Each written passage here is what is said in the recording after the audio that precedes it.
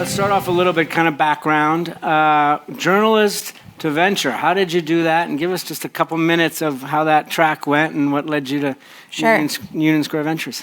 Sure. So I am from New York City originally. I've been on the West Coast where I'm still based right now, though headed back to New York. Welcome back. Thank you. Haven't quite made it here yet, but it's in the cards. Okay. I was a journalist through college, and after college spent some time writing for a variety of publications, The Economist, some of the Condé Nast publications, joined a startup online publication in San Francisco, and got very interested in the future of content and how it would make money and some of the digital media world. Went to business school from there without much of an idea about venture or what that really was. But a close mentor of mine at business school was a close advisor to a firm called Naveron. And he introduced me to them, and he really was the one to say, I think this would be a good fit for you, and I think you would enjoy it, and your kind of curiosity and people focus would lend well to the industry. But kind of started at, the bottom and worked my way up there. Spent about 6 years at Naveron, and then had gotten to know the Union Square Ventures team quite well over the course of about a year, and moved over to join the partnership in the fall. Cool. So when that advisor or mentor said, "Hey, what about venture?" What did you say? I mean, what did you like? No way, this is crazy, or I'm intrigued? No, he was this very interesting guy named Bill Campbell who passed away a few years ago, but was a big figure in Silicon Valley, largely for being a coach. And he was a very interesting character because he was an operator, he was a chairman of Intuit, but he was really a coach, largely to big important people, Steve Jobs kind of thing. But on the side, you're on the same level there. Yeah, it was like Steve Jobs, and then way down there. But on the side, was very involved in Stanford Business School, and I had gotten to know him quite well, and he was one of those people, which I think is very special in your career, who's able to look at you and kind of know more about what you should be doing than you do at any given time, and he was known for that. And so I went to him and said, I think I want to join Google, or I think I want to join Facebook. And he said, I think that's a terrible idea. I think you should be a VC. And he was just the kind of person that really invoked trust from people. Fantastic. So about 7 months ago, you wrote a blog post. Actually, before we get to that, let's talk a little bit of update. Most everybody knows about Union Square Ventures, Sure. But kind of the evolution of the thesis recently that you wrote about. Yeah. And we're both thesis funds, LDV Capital focusing on vision tech, and you guys focused on... Yeah, so Union Square Ventures started with a very concrete thesis around network effects, and the idea that network effects were going to drive both scale and defensibility in internet-based businesses. That was in 2002, 2004-ish. That proved to be right. It not only for USV, but really for the ecosystem as a whole. And it created some great companies, Twitter, Tumblr, Etsy, stuff like that. But the perspective of the firm evolved that not only was it right, but it really created what we think of as giant platforms with monopolistic tendencies that we think are very, very hard to beat as new startups in the space, because when data is that much of an advantage and when you're going up against a data-driven entity, it's very, very hard to intersect their scale. And so the thesis really had developed in three ways. One was the evolution to vertical networks, to how that same thesis plays out, but for financial services, healthcare, education, and more of a vertical than horizontal approach. The second was the infrastructure layer of the networks, companies like MongoDB and Twilio, and the kind of tools and platforms that were needed to support the networks. And then the third was, they had really seen this kind of centralizing force on the internet onto these platforms and the need for a decentralized internet to combat that, both for users and consumer behavior and consumer data, but also for innovation. And that was really the root of the blockchain thesis. And that's been something USV's been investing against now for quite a bit of time. We spend a lot of time talking about the evolution of that. And what we really noticed is there was a common theme throughout, which we were probably more passionate about than splitting it up into these three sections, which was the ability for these protocols and platforms to broaden access to new markets. And the idea that now a lot of the infrastructure of the internet had been built, largely these networks. And so maybe more interesting than creating new ones were how they would be leveraged to reach customer bases that were previously excluded. And so we've really taken this kind of firm view around how can we broaden access across categories? And that means broaden access to knowledge, to healthcare, to capital, and we kind of define those each in interesting ways.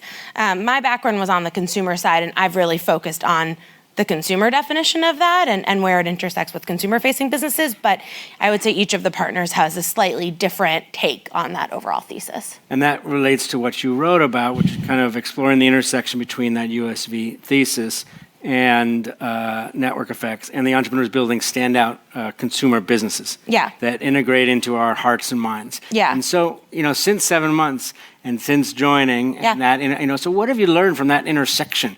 I mean, is it clear the ones that fit there? Is it not clear? Are there more in New York or West Coast or Europe? Or what are the learnings from that? And how would you define, if you can, even though it seems obvious, what is a consumer business that integrates into our hearts and minds, or examples of that? Yeah, I think that's one way of saying longevity, right? Okay. Something that can stand the test of time and can not only acquire customers, but matter to them in a way, in an ecosystem with a lot of noise and a lot of moving parts that can create that kind of longevity and stickiness.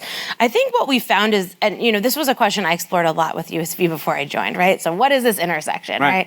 Between what I've been passionate about working on and where my background is and where kind of the heart of USV is around network effects. And I think, what their hypothesis was before I joined, and definitely what I've learned being a part of the partnership, is that intersection is quite large.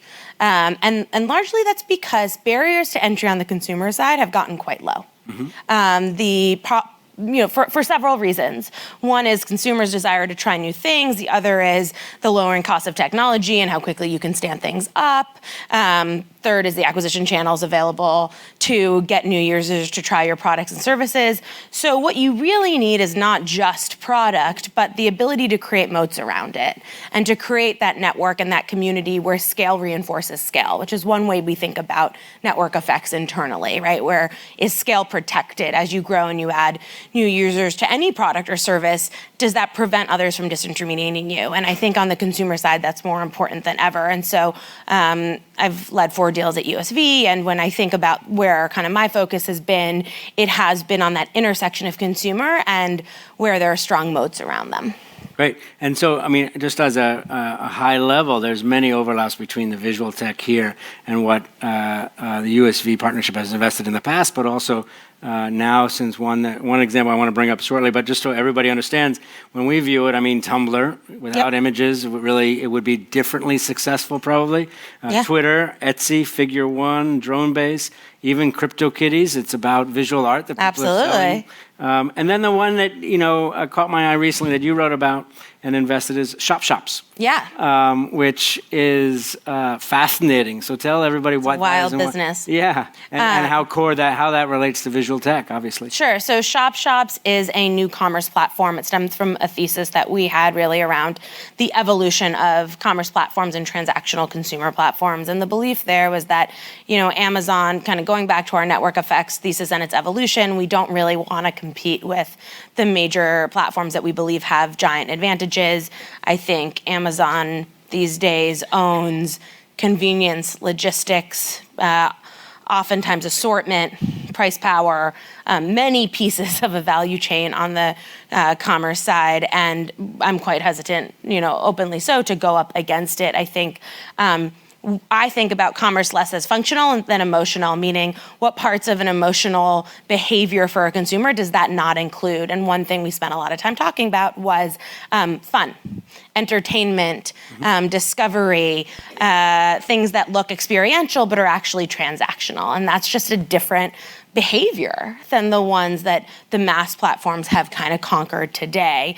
And that's really where the thesis of ShopShops came from. ShopShops is a live streaming commerce platform focused on cross-border commerce, where basically a network of hosts, which are fashion-forward females, usually shop at a long tail of retail stores around the country, and they live stream themselves doing this, trying on clothes, looking at jewelry, picking up product, whatever, and they live stream it currently on Taobao, soon to be a bunch of other places too. And women, right now in China, soon to be Korea, but increasingly other destinations, as well as in the US, watch this happen. And really it's a distributed kind of QVC where women get very attached to these hosts, because what you find is when they watch a host do this behavior and they realize they're my size, they're my style, I relate to them in some way, it becomes an extremely sticky behavior. So how'd you find them? And and then how did you also do your due diligence on them? Did you learn anything from them, or did you do your own streams, or how involved did you get in that process? Unfortunately, I don't speak Chinese, so I couldn't do all my in own. Chinese? Right, yeah. There's no English No. version? Okay.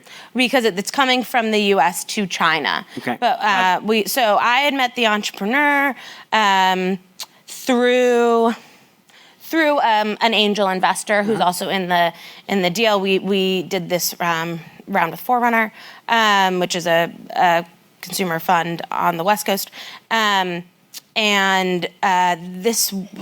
entrepreneur is one of those total fireballs, extreme passion, deep knowledge of the category, and had a very deep bench out of Taobao in China. But then we had to get really, really up to speed on the live streaming ecosystem and how that worked, which was something that, to be honest, I had been tracking for quite a bit of time. And one thing that we had a thesis around was you don't want to reinvent behavior or have to teach new customer behavior. Right. And so doing it somewhere where the consumer was already on live stream as much as they are in China and Korea right now. And so what you were introducing was a additional feature, meaning the transactional layer, and a brand and an experience and a community around it, rather than teaching this new form of live streaming, was something that mattered to us. And so we spent a lot of time with the entrepreneur and a lot of time kind of diligencing the ecosystem, and it aligned very well with something we were looking for. And so it sounds like the majority of that, there's many pieces of that. There's the DNA of the entrepreneur, there's the unique approach and go-to-market and or data, but it's also very different because it's, where are they based? They're based in the U.S. Oh, they are based in the U.S. Yeah, they're based in the U.S., and then they have a significant team in Beijing. Okay, and so how do you think that kind of thesis applies to other commerce initiatives? That's a big part of consumer brands, and absolutely, it seems like that's a whole thesis that you can go really deep in. Yeah, and we are quite focused on the evolution of commerce platforms and the idea that they're aggregated today, and I think we don't want to go up, as I said, against the dominant players, but it's not fulfilling 100% of consumer behavior, and what are the pockets that are unfulfilled. And so we're closing another commerce investment right now, and it's definitely a category that will continue going down. Okay, and so another one of our companies we've co-invested, Union Square and LDV, is in Clarify, and also they're kind of touching on the e-commerce side as well. Do you see in the last couple of years more computer vision and or machine learning projects that are in the e-commerce space? Jenny mentioned it on the panel earlier.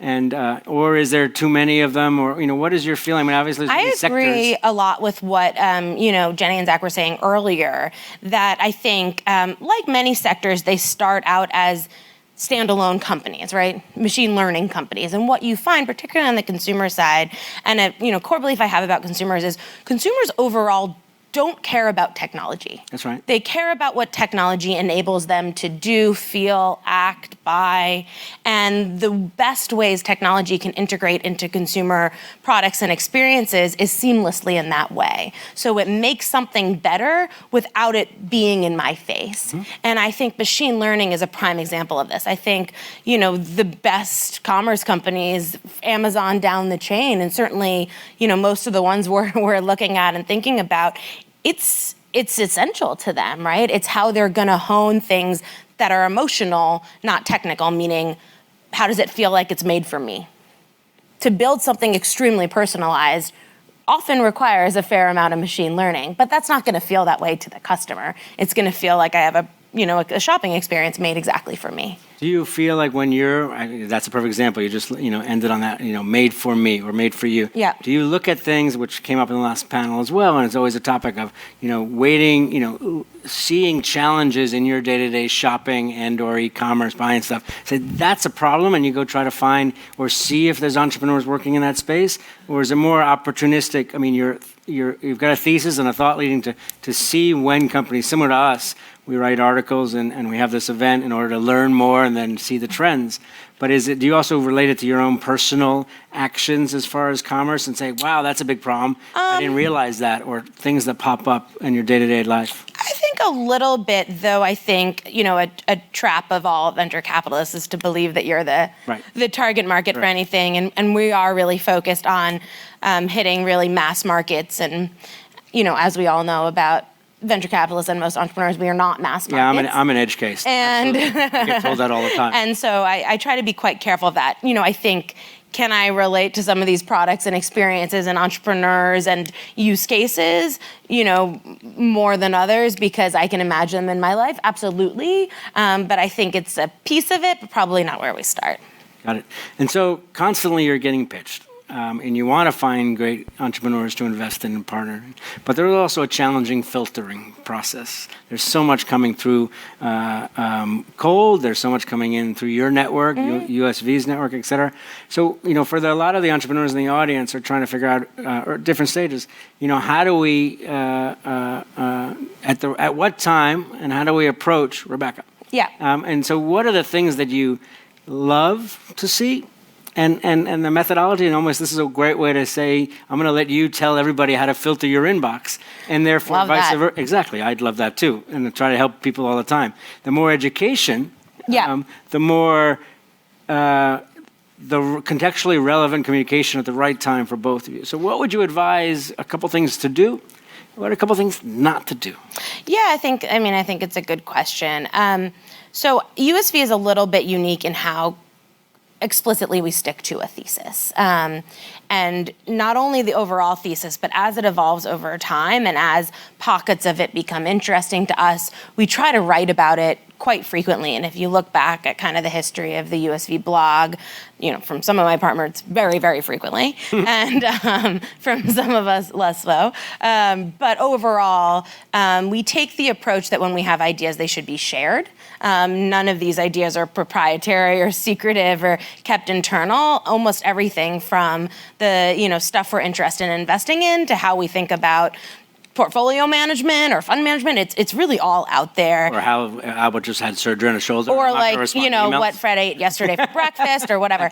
And we do that because we believe it should over time reinforce learnings that we've had into the ecosystem and share back, and also because it should help entrepreneurs figure out if they're the right fit for us. Does that work?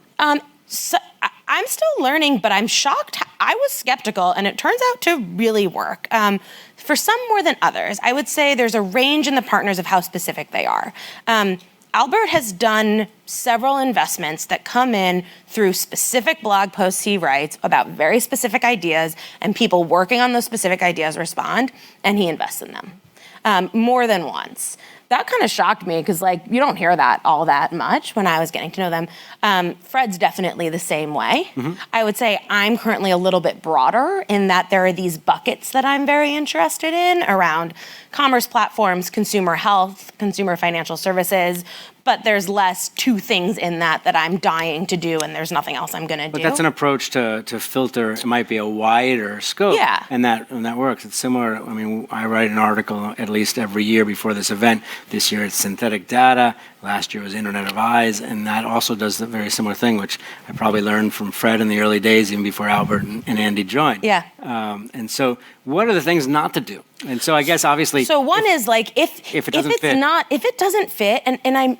mean this for you, as Jenny was saying, their thesis is not to have one, and I actually believe that's a very good model of a firm as well, and being really opportunistic, particularly in seed stage.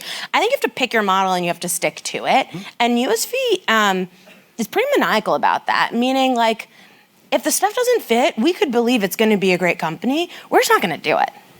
And so using that as an initial filter, I think is one helpful thing. I think, coming in warm from our network is obviously a very helpful thing. It's a group of people that we trust, and it helps you kind of get through just a prioritization exercise around your time. I think we're just also people who are passionate about big ideas. And so helping us understand from that first email or from that first touch point about why this problem is massive.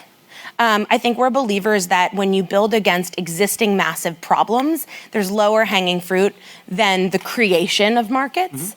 You can do it, there's examples of it being done, but there's more friction to that. And so we like to understand why the problem is tangible and massive. And then really, this is particularly true for me, how quickly can I understand why you are world-class positioned to be confronting that specific problem? Those are the kind of things. Those make sense. What are a couple examples of how they can prove that? Just, a little tactical for them. I think that makes sense, and most understand that. But then sometimes it gets to the granularity of how do they really prove that they're. Yeah, I think some of it is like, what have you done that sets you up for success in this specific problem? And can you make that really clear up front to me? Is there an example from ShopShops that you saw that relates to that? Yeah, she had deep knowledge of two things. She had started commerce brands, and she had lived inside Taobao. Got it. Cool. Right? So, very tactical. If you mention another company that you invested in, give us an example of, I think it really helps sometimes because there's a lot of general discussions, and even people came up to me today saying, well, I'm glad you're digging in deeper. The surface is, there's so much. No, I agree. So, there's a lot of black box. So here, another one is backed a company called Modern Fertility, which is building a consumer-facing brand around female fertility, starting with at-home testing.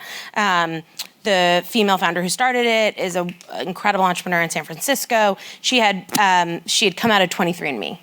And so she had a very deep understanding on the product side of an adjacent solve in this category and the consumer health network. I don't think, totally paralleled background is the only way to get at it. I don't want to imply that because I do think you see stories. But there's something about your experience, your knowledge, your network, your ability to reach people who are talented, that positions you better than others to attack this problem. Because I do think we're seeing that as these barriers get low, very few companies are started in isolation. When there's one, there's usually several. And so oftentimes our task is then figuring out, is this a problem we're interested in working on? And then how do we bet that this is the team that's going to win that problem? Got it. Thinking about it, so I think if I was correctly, about 5.5, almost 6 or 7 years in venture. Is that about right? Yep. So looking back, I think I learned the most from, unfortunately, my mistakes. Yeah. I'm still learning, hopefully doing less mistakes, but still making mistakes. What's a mistake in the last 7 years or 6.5 years of venture, that, was big or small that you learned the most from? Of one of your own mistakes? Could be with a company or just in general. There's so many. Just choose one. Okay. I feel the same. I've got so many. But what was one interacting with an entrepreneur? There's 2 buckets of mistakes, right? Because there's mistakes around you passed and you were so wrong. And what do you learn those? And there are mistakes that you did it and you were so wrong. And so there's so many ways to go. Let's choose one in a bucket of interaction. There's all these decisions after we invest. Yeah. Right? And trying to be as supportive as possible. I think one, which is something that we talk about a lot, is you can really fall in love with an idea. And you can be presented a company that really lines up with a category you've been thinking about and tackles that an idea in a way you hadn't even been thinking about. And so you're so excited about it and you're a believer in what they're talking about. And you can be so focused on that you don't do enough time spent on, is this the right team to be executing that idea? And so you invest in it. And by the time you realize that, it may not be the right team to be executing that idea, you're in pretty deep and it's a pretty messy situation. And so I think, coming up with a process, where you're passionate about that idea and the market and the approach, and you also have the right checks on the conviction that this is the team to be tackling it simultaneously is really important. Yeah, sure. And now kind of on the flip side, as you've interacted, you've invested in a lot of entrepreneurs and partnered with a lot of entrepreneurs, and also probably have many friends that you didn't invest in that you've been supportive and through their careers. What is the one or two biggest mistakes at the earliest stage that they make that you'd love to give them advice to help them not make or make differently? Yeah, I think it's a really interesting question. I mean, I think the biggest, it comes down to people.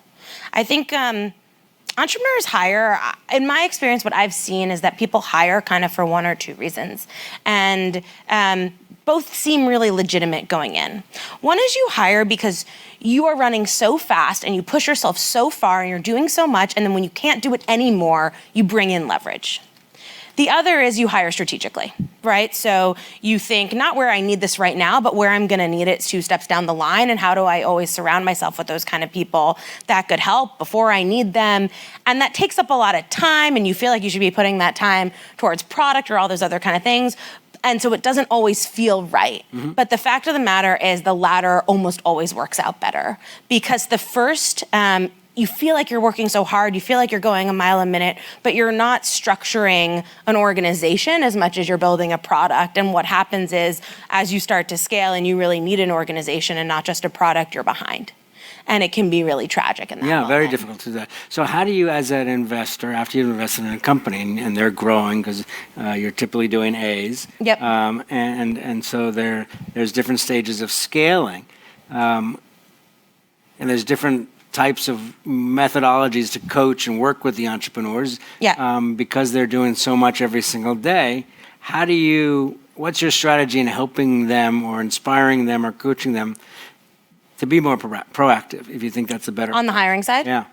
Yeah, I mean, I'm open about how I feel about that. and I'm aligned with my team on it, but I think you have to be more than, I don't know, I think, the best investors that I've had the opportunity to learn from do more than talk. They try to act, and you surface candidates. You help close them. You introduce entrepreneurs to entrepreneurs that you admire several steps ahead of them, so that they can really understand how those teams were built, or teams that you really admire several steps ahead of them, so they can have some guidance or models that they may want to emulate as they grow their teams. USV has a network team that's really focused on doing a lot of this for our portfolio, and I find it extremely essential. I think it's very hard to create what isn't tangible to you, sure. And we can do a lot to help on that.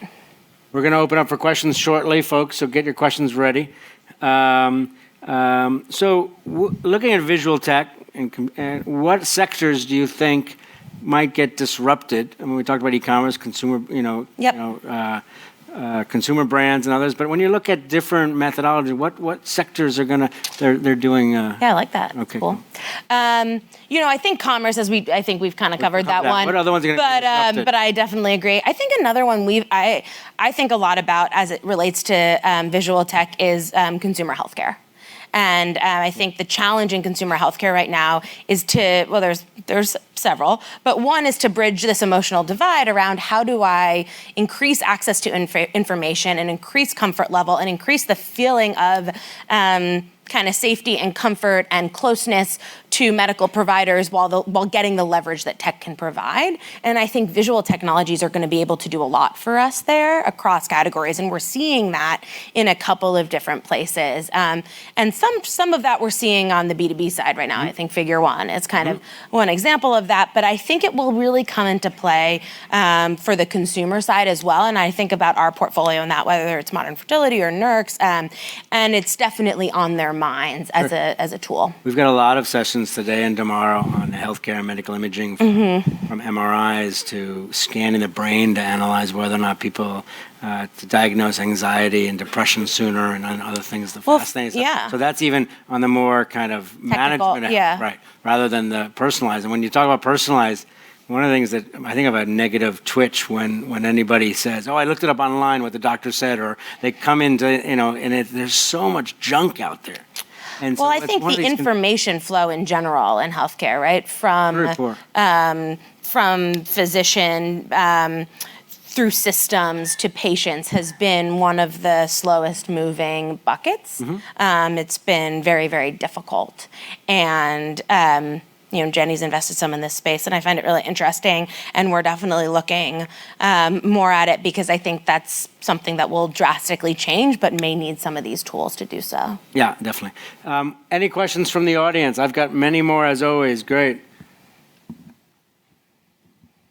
Rebecca, you talked about how important it is that it's a massive market when you guys are looking at something. But when you go out into some of these newer areas where they are a bit niche and you're trying to figure out something that is very new, at what level do you have to get comfortable when there are a lot of unknowns sometimes, especially at the earlier stages? Yeah, so I think it depends what those unknowns are. So sometimes I think this question is easier to answer in a tangible way. So you can take blockchain, right, or cryptocurrency, which is something USV thinks about. And, was cryptocurrency a massive market in 2010 or 2011 when the team did the Coinbase investment? I think no, right? It was really nascent. But I think some of the fundamental consumer behaviors behind it were massive. The transition to transacting online and looking for other payment solutions, the ability to have some of those rails built, the desire for a decentralized currency. And so if the actual product doesn't focus on a current massive market, I think there has to be underlying behavioral tendencies that point towards the development of the massive market. I think you can make a lot of money there, and obviously people have. I think it's a hard thing to do. You have to make more bets when you do those kind of things than you do in new approaches to currently massive markets. Another question in the audience. Anybody else? Over here is a new face, and we're right there, Aka. Either one? Hi. So you talk about how important team is, and say you realize the team is not the right team. How do you convey that to the entrepreneur?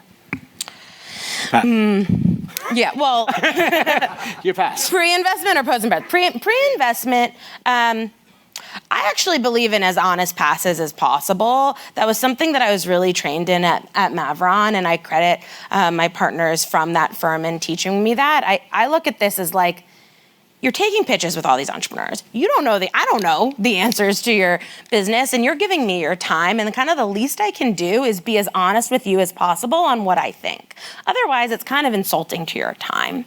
And so if I think that there's something about the team that doesn't align with the market or the opportunity, in as respectful a way as I can, I try to say it, or at least raise it to you, because it may be something that other people think too, and if I've totally misinterpreted it, at least you have that feedback to revise the next conversation off of. Yeah, it's something similar. I mean, since I was an entrepreneur for 18 years, I feel the same. I try 100%. I'm probably realistically 90, 95%.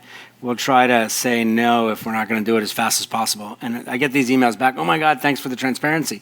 It takes a lot of work to do those in a constructive way, and I'm not always successful, but I'm always trying to improve. I think it's one of the fairest things to do. There was a question over here.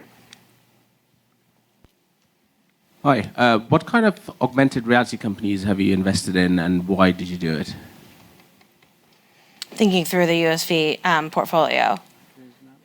I don't think we've done that yet. And it's not that we haven't looked. Actually, we have analysts that stay for several years and are incredibly smart and go very deep in categories. And one has gone quite deep in that and looked at several companies in the AR space. But we haven't pulled the trigger in it yet. And I think some of it's about our belief that we're not sure it's going to be an AR company as much as AR is going to integrate into a different kind of experience to enhance that category's experience versus the desire to be a standalone AR platform. That's one belief we've been discussing.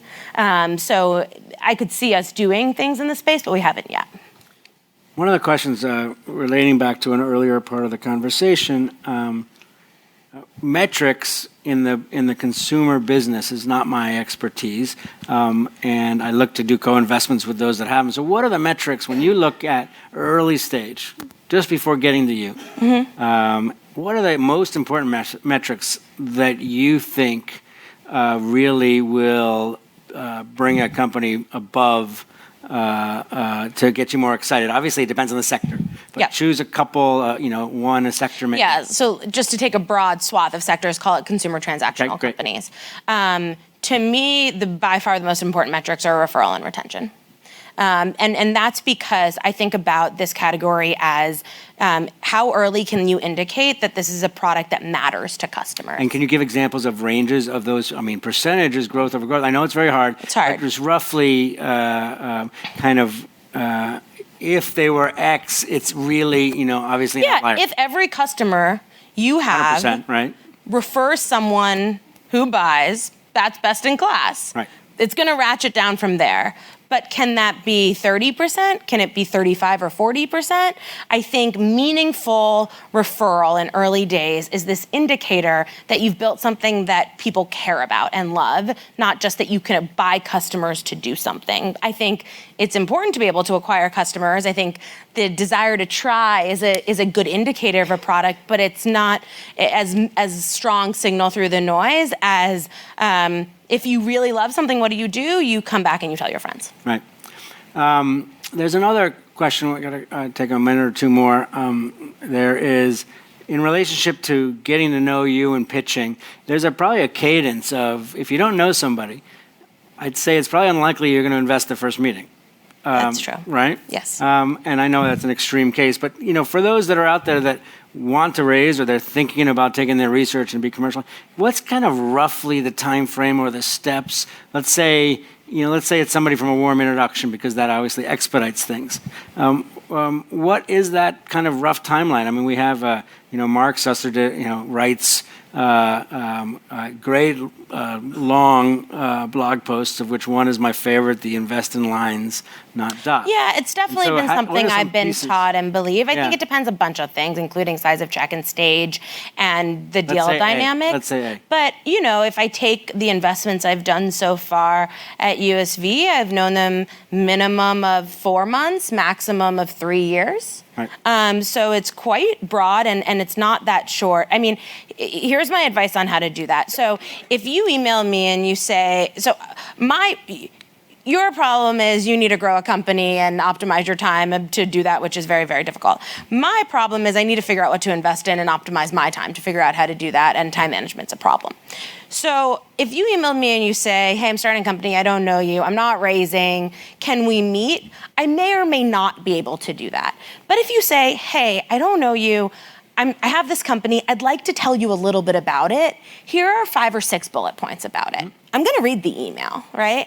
And if it's up my alley, I'm definitely going to respond. Mm-hmm. And even if our relationship for a little bit of time is you update me on that and you say, hey, I said in my last email that this was going to happen and then this happened, and we kind of get to know each other, and then, you get to a point where it makes sense to have a conversation and we jump on the phone, that's a very natural relationship to develop. It doesn't, it feels integrated into how I can manage my time, particularly for companies that I don't know who aren't raising money. And then by the time that you're raising money, I have a lot of context on what's been going on and what you've been doing, and it's way easier for me to get excited about it. And so that's a pattern that, for me, has been successful. And there's a little challenge there, because there's a lot of industry thought process that says, don't speak to investors until you're starting the funding process. But that funding process, they'd like to shrink, but early stage, and also, hey, and maybe you shouldn't talk to me even as much as I probably shouldn't talk to you. You could email me, right? Put me on your list, ask if I want to be on it. It can be updated, et cetera, right? Mm-hmm. Exactly. So there's different ways to do that, but I think there's this process of getting to know, which they have to be realistic about. Yeah, I empathize with that. I think it's a really double-edged sword, because there's so much advice and it's not clear cut, but I think the fact of the matter is I know I'm more likely to write checks into companies that I have a trajectory of knowledge on. Right. Cool. One last question, which I like to ask all investors, and I asked Eric earlier, that is, we all as humans have positive personality traits and negative personality traits, or less positive, let's be that way. And so for entrepreneurs, what's in one-word answers? Ooh. Yeah. Okay. What's your favorite personality trait of an entrepreneur? And what's your least favorite in one-word answer? My favorite is relentless. Cool. Great. And my least favorite is pessimistic. Pessimistic. Okay, great. So mine would be, I'll change it from the morning. Mine would be passion. I used selfish earlier, so why don't we say closed-minded, which I think is a hyphen in there. But fantastic, Rebecca, this is great. Thank you very much. Thank you for having me. A round of applause, everybody. Rebecca, thank you very much.